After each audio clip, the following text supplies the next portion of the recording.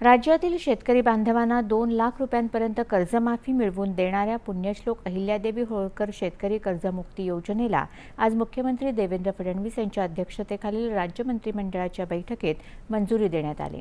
या योजनेत जमीन धारणेचा निकष नसेल, 2 लाख रुपयांपर्यंत ही कर्जमाफी असेल। महाराष्ट्रातील शेतकरी बांधवांना मोठा दिलासा देणारा हा निर्णय आहे।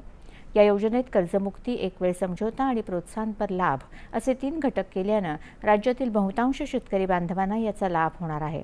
ज्यांचं कर्ज 2 लाखांपेक्षा कमी आहे त्यांना 2 लाख रुपयांपर्यंत माफी मिळाल्यानं असे शेतकरी पूर्णपणे कर्जमुक्त होणार आहेत।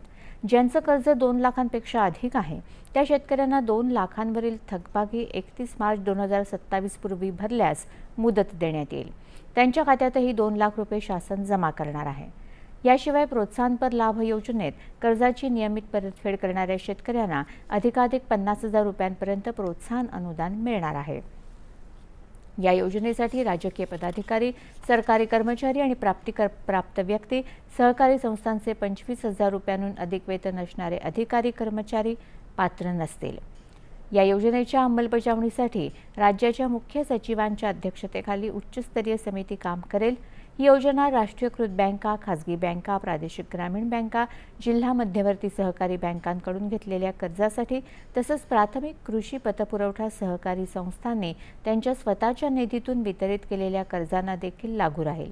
यासाठी शेतकऱ्यांचं आधार प्रमाणीकरण केलं जाईल। तसंच ॲग्रीस्टॅक आधार सामग्री मंचावर शेतकऱ्यांची नोंदणी अनिवार्य करण्यात आली आहे। योजनेच्या कार्यान्वयासाठी अद्ययावत पोर्टल विकसित करण्यात येईल।